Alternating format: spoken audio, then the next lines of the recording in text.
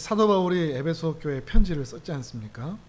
근데 그 가운데 정말 기쁨이 있습니다. 근데 기뻐할 수 없는 상황이지 않습니까? 로마의 가택 연금 상태, 죄수 상태, 거기다가 치료가 불가능한 질병을 안고 살아가는 그런 상황입니다. 그런 상황이면 우리는 어떻게 하겠습니까? 막 기뻐할 수 있을까요? 우리 얼굴에서 웃음이 나올 수 있겠습니까? 정말 수심이 가득하겠죠? 힘들고 짜증내고 한숨 쉬고 탄식하고 할 텐데, 우리가 보고 있듯이 사도 바울은 정말 아무 문제가 없는 것처럼 보일 정도입니다. 아무 문제 없이 하나님 때문에 감사한 마음으로 날마다 살아가는 그런 사람처럼 보이는 거죠. 그가 왜 기쁜가? 곧 석방이 된다 이런 소식을 들어서도 아니고, 어떤 질병을 고칠 수 있는 치료제가 나왔다 이런 말을 들은 것도 아니고, 교회가 엄청 커졌다 뭐 이런 얘기를 들은 것도 결코 아닙니다. 그가 기뻐하는 그 이유, 그것은 하나님 때문이었습니다. 3절부터 14절까지라고 그랬죠. 한숨에 폭포수처럼 하나님이 어떤 은혜를 우리에게 주셨는지를 이렇게 쏟아내고 있는데, 먼저는 성부 하나님에 대해서 중간중간 있지 않습니까? 그의 영광이 찬송이 되게 하려 하심이라 라고 하는 그 절을 이렇게 나누면서 성부 하나님의 찬송, 성자 하나님이 오늘 12절처럼 성자 하나님의 찬송이 되게 하려고 14절에서는 성령 하나님의 그런 찬송, 이것을 놓고서 너무나 기뻐하고 있는 겁니다. 먼저는 그 성부 하나님께서 나 같은 고아 같은 나를 양아들 삼아 주셨다, 아들 삼아 주셨다. 그것 때문에 너무 기쁜 겁니다.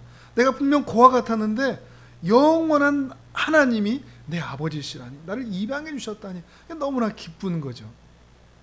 또 성자 하나님께서 스스로 속전이 되셔서 죄의 노예인 나를 속량해 주셨다, 해방시켜 주셨다.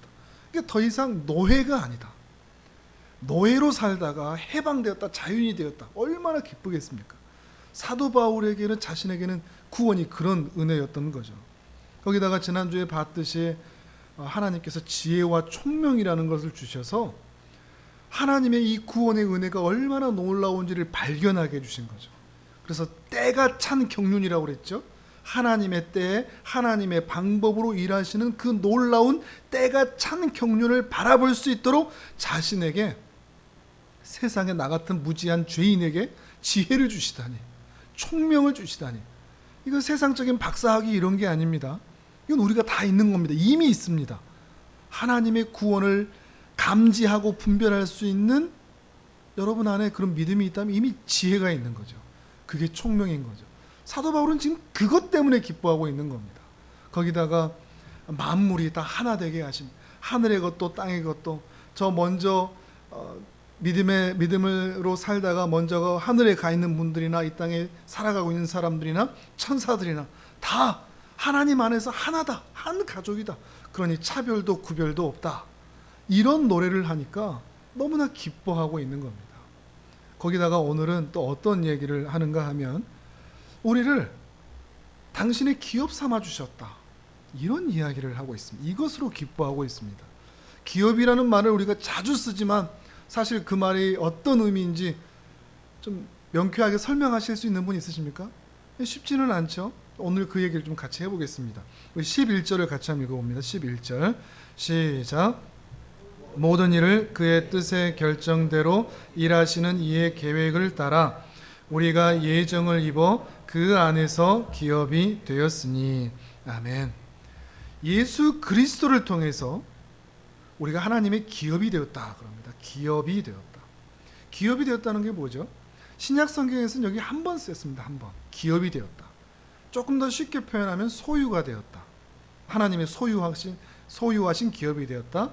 거기다가 이제 구약적인 배경으로 생각하면 제비를 뽑아서 소유가 되었다. 이런 의미를 같이 가지고 있습니다.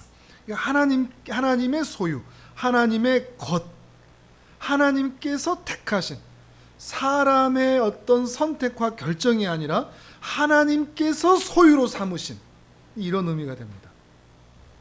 조금 더 이해하려면 구약을 생각하시면 좋은데, 민수기 같은 데 보면 제비를 뽑아서 12지파 딱 모아놓고, 이제 가나안 정복하기 전에 12지파를 모아놓고 제비를 뽑아서 지파들마다 땅을 나눠주지 않습니까? 그때 제비 뽑아서 이 땅은 네 땅라고 되면 그 지파와 그 땅이 연결이 되죠. 그래서 그 지파의 땅이 됩니다. 소유자와 소유지가 연결이 되는 거죠. 그때부터 그 땅은 그 지파의 영원한 소유, 영원한 기업이 됩니다. 다만 아직 정복 전쟁을 시작하지는 않았기 때문에 그 전쟁을 위해서 그 지파들이 정복 전쟁을 해야 되죠. 그래서 가나안 사람들을 쫓아내야 됩니다. 그리고 그 지파가 그 땅을 정복한 이후에 경작하고 관리하고 보살피고 풍성한 열매를 맺는 거죠. 이게 구약에서 기업이라는 의미입니다. 지파의 기업이죠. 영원히 그 지파의 기업이 되는 겁니다. 그러면 하나님의 소유가 되었다라고 생각한다고 하면 어떤 의미겠습니까? 그 지파들의 기업이었는데, 그 지파들의 소유였는데 하나님의 기업이 우리 신자다. 어떤 의미겠습니까? 하나님께서 우리를 제비 뽑아서 넌 내 거라고 하는 의미입니다. 넌 내 거야. 그리고 가나안 사람들을 쫓아냈듯이 우리 안에 죄들을 다 쫓아내버리시는 겁니다. 우리 안에 있는 모든 영적 가나안, 육적 가나안들을 다 쫓아내셔서 우리로 하여금 완전히 하나님의 것이 되게 만드는 것입니다. 거기다가 그로 끝나지 않고 넌 내 거로 끝나지 않고 너의 모든 죄를 다 밀어내고 너는 영원히 나의 거룩한 땅이 되게 할 거야 라고 하는 점진적인 의미가 있는가 동시에 더 나아가서 영원히 그 땅을, 그 소유를 관리하고 보살펴서 하나님 나라의 풍성한 열매가 맺게 하신다는 의미입니다. 이게 하나님 나라의 기업이라는 거죠. 그러니까 우리가 그의 기업이다. 뭐겠습니까? 나 이제 누구 거? 나 이제 하나님 거. 하나님 거로 끝나지 않습니다. 하나님이 나를 책임진다. 우리가 할 게 있습니까? 없습니까? 우리가 할 게 없습니다. 하나님께서 우리 인생을 책임지신다는 것입니다. 넌 내 거야. 사도 바울이 그 구약적인 배경에서의 소유와 기업을 이해하면서 신약으로 넘어와서 이 말씀을 던지면서 그 구약에서 12지파에게 그 땅을 주셨다는 것이 어떤 의미인지를 분명히 깨달은 거죠. 아, 이제 우리를 하나님의 소유로 삼으셔서 내 인생 전체를 책임지시는구나. 그래서 하나님 나라의 풍성한 열매가 맺게 하시는 것이구나. 나는 영원히 하나님의 것이구나 하는 것을 깨닫게 되는 것입니다. 그렇다면 하나님이 우리를 향해서 넌 내 거야, 넌 내 소유야 라고 말씀하신다면 우리는 하나님을 향해서 뭐라고 부르면 되죠? 당연히 주인이 되는 거죠. 하나님이 우리 주인이 되는 거죠. 그래서 우리가 하나님을 주라고 고백할 수 있는 근거가 바로 거기서 시작되는 겁니다. 우리가 하나님을 주인이라고 부를 수 있는 자격이 있습니까? 없습니까? 당연히 없죠. 하나님을 나의 하나님이라고 부를 수 있습니까? 없습니까? 당연히 없죠. 근데 하나님이 여러분을 넌 내 거야 라고 먼저 지정해 주시고 소유해 주셨기 때문에 우리도 하나님을 향해서 당신이 나의 주인이십니다 라고 말할 수가 있는 거죠. 좀 쉽게 더 설명을 한다면, 좀 애완견으로 설명을 드려서 좀 죄송한데, 애완견이 주인을 선택합니까? 주인이 애완견을 선택합니까? 말할 게 없죠. 주인이 선택하죠. 주인이 너 이제 내 거라고 얘기하면서 계속해서 사랑을 베풀어 준다. 먹을 것도 잘 주고 잘 품어주고 이뻐해주고. 그러면 애완견은 어떻게 하죠? 주인을 볼 때마다 난리죠. 막 꼬리 흔들고 그 앞에 가고 그 앞에 기어가고 다른 사람 안 보입니다. 왜죠? 내 주인인 것을 알기 때문에 그러죠. 나를 보살펴주고 나와 함께 한다는 것을 알기 때문에 그렇습니다. 애완견은 그 이후로 영원히 그 주인이 자신의 주인이 되는 겁니다. 나의 주인이 되는 거죠. 그럼 마찬가지라는 거죠. 우리도 하나님께서 우리를 소유로 삼아주셨기 때문에 이제 나도 하나님을 내 하나님이라고 말할 수 있는 겁니다. 하나님이 나를 소유로 삼아주셨기 때문에 나도 이제 하나님을 향해서 주님이라고 말할 수가 있는 거죠. 나의 주인이신 하나님, 우리의 모든 주권을 가지신 하나님이라고 말할 수가 있는 거죠. 근데 문제는 짐승도 그 주인의 사랑을 알고 주인께 충성하는데 사람은 어떻죠? 사람은 그렇지가 않은 것 같습니다. 짐승보다 못한 면이 있는 거죠. 그게 또한 우리의 죄성이기도 하고요. 하나님이 우리의 주인이십니다. 또한 말씀드렸듯이 하나님이 우리가 하나님의 소유된 백성이라는 그 의미에다가 더 점진적으로 나아가서 하나님께서 그 소유된 백성을 관리하시고 돌보신다, 책임지신다. 이것을 우리가 기억할 필요가 있다는 것입니다. 자기 소유지를 경작하는 농부처럼, 포도원을 책임지는 포도원 지기처럼, 자기 애완견을 사랑하는 그 주인처럼 하나님은 우리를 사랑하시고 돌보시고 관리하신다는 것입니다. 사도 바울은 깨달은 거죠. 하나님께서 이렇게 나를 사랑하시는구나, 하나님께서 나를 이렇게 책임져 오셨구나. 이것을 안다면 기쁨이 있을 수밖에 없는 거죠. 하나님이 내 인생 책임지신다. 이런 표현 어떻습니까? 하나님이 나를 관리하신다. 하나님께서 나를 영원히 관리해 주신다. 나의 모든 것을 관리해 주신다. 관리받는 남자, 관리받는 여자, 피부 관리 받는 여러분, 또는 재정 관리를 누가 해준다. 또 우리 자녀 교육을 누군가 관리해주고 아예 책임져준다. 이런 사람이 여러분 옆에 있다 그러면 어떻겠습니까? 고민할 게 엄청 줄지 않습니까? 누군가 내 관리를 해준다. 하나님이 당신의 소유를 돌보신다는 게 그런 의미겠죠. 하나님이 내 삶을 관리해 주신다. 여러분 그거 알고 계십니까? 우리 관리받는 사람입니다. 하나님께서 우리 인생을 책임져 주십니다. 이걸 믿는다면 이 염려할 필요가 있을까요? 지금 조금 힘든 것 때문에 얼굴에 수심이 가득할 필요가 있겠습니까? 가택연금 상황 가운데 있다고, 질병 가운데 있다고, 내가 이제 나 죽는가 보다 한숨 단식할 필요가 있겠습니까? 하나님이 나를 관리하실 텐데, 오늘이 내 인생의 결론이 결코 아닐 텐데, 하나님께서 더 나은 것으로 이를 인도해 주실 텐데 말이죠. 이것을 신뢰하십니까? 이것을 믿고 있습니까? 여러분이 지금 하나님께 관리받고 있다는 것을 믿으십니까?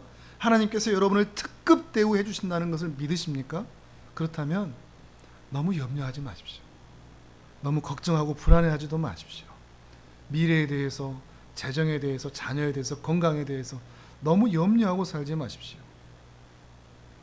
하나님을 믿는 신자의 특징, 그리고 그 은혜를 경험하면 경험할수록 더 깊은 은혜를 경험하는 사람들의 특징은 너무 염려하지는 않는다는 사실입니다. 너무 불안해하지 않습니다. 그것은 표정으로도 나타납니다. 너무 수심 가운데 있지 않습니다. 저 자신도 사실 이 말씀에 자유롭지 않습니다. 이제 교회 이전이나 이런 걸 해야 되는데 분명히 지금까지 하나님께서 다 책임져 주셨지 않습니까? 근데 이제 또 안 돼 있는 부분이 있지 않습니까? 그걸 생각하면서 막 걱정하는 겁니다. 제 얼굴도 마찬가지인 거죠. 근데 이 말씀을 준비하면 다시 한번 또 생각하는 거죠. 그렇지, 지금까지 책임져 주셨는데 앞으로도 관리해 주시겠지.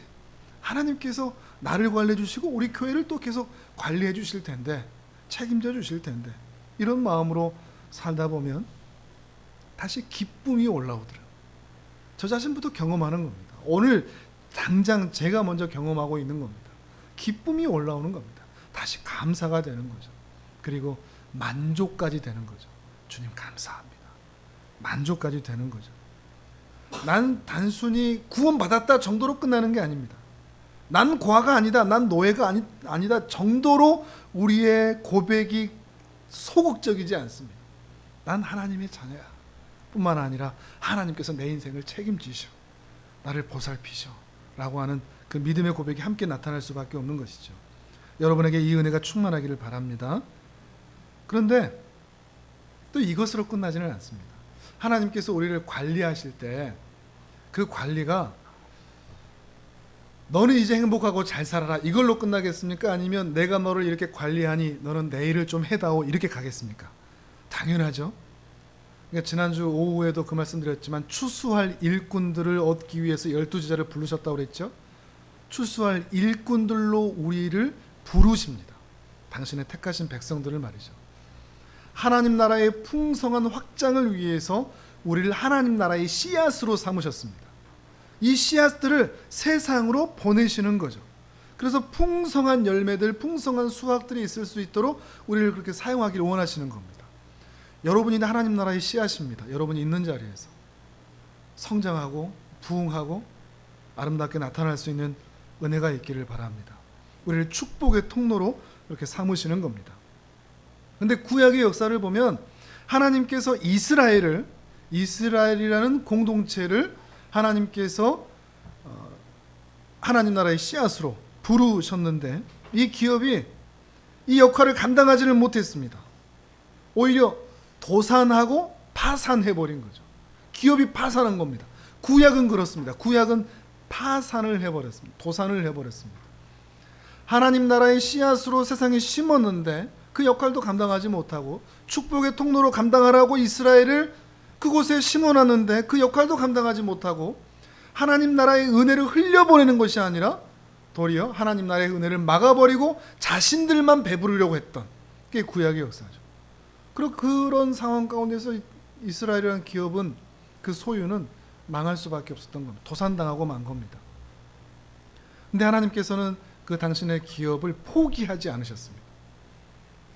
내가 쟤들은 그냥 버리고 내가 새 판을 다시 짜야 되겠다, 이러지 않으셨습니다. 그들을 포기하지 않았습니다. 기업도 우리가 조금은 생각해 볼 수 있는 게, 도산당한, 부도당한 기업을 살리는 게 쉽습니까? 어렵습니까? 당연히 더 어렵죠. 막대한 희생이 들어가지 않습니까? 그 도산당하고 부도당한 이스라엘을 살리시기 위해서 하나님께서 막대한 희생을 치르셔야 했습니다. 우리가 지금까지 봐왔던 것처럼 그리스도 예수의 피를 흘리시고 그 부도당한, 파산당한 하나님의 기업을 다시 사단에게서 가져오시는 것이죠. 그렇게 해서 다시 태어난 존재가 우리 신약의 성도들입니다. 그렇게 해서 다시 회복된 기업이 신약의 교회 공동체입니다. 그렇게 해서 우리가 다시 존재하고 있는 거죠. 하나님의 은혜로 말입니다.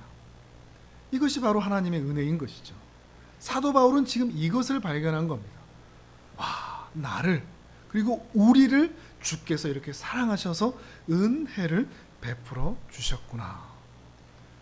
걱정하고 염려할 게 없는 겁니다. 가택연금이든 뭐든 상관없습니다. 그 이후에 사형이 있든 죽음이 있든 자신은 개념치 않습니다. 질병이 어떻든 마찬가지입니다. 자신이 유명해지지 않아도 상관없습니다. 자신을 거역하고 반대하는 사람이 있어도 괜찮습니다. 하나님께서 이런 은혜를 베풀어 주셨기 때문이죠. 어떻습니까? 여러분에게도 환경이 좋아지고 나서야, 상황이 좋아지고 나서야 기쁨은 기독교 밖에도 있는 거거든요. 교회 밖에도 그런 건 얼마든지 있습니다. 상황 좋아지고, 환경 좋아지고, 건강 좋아지고, 돈 문제 해결되고, 그러면 기뻐하는 거는 기독교 밖에 있는 겁니다. 근데 기독교인들은 그것만이 아니죠. 하나님이 내 아버지라는 것에 기뻐하실 수 있습니까? 그것만으로. 내가 하나님의 소유다. 내가 하나님 백성이다. 하나님이 넌 내 거다라고 말씀하신다. 그리고 나를 관리해 주신다. 이것 때문에 여러분 기뻐하실 수 있습니까?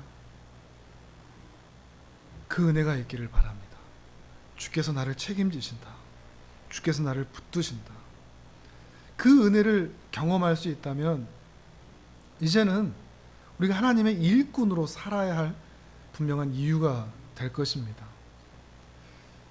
하나님 나라에 기여하는 인생, 기여하라. 하나님의 교회에 기여하고자 하는 그런 마음. 먼저는 우주적 교회겠죠. 온 우주적인 오고 오는 모든 세대를 포함한 하나님의 교회에 기여하는, 그리고 지역교회, 내가 속한 교회를 위해서 기여하는 바가 있는가. 이 두 가지가 같이 나타나고 있는가. 헌신하고 사랑하고 예배의 자리를 지키고 그런 모든 것들, 또 내 옆에 있는 사람들을 사랑하고 하는 것들이죠.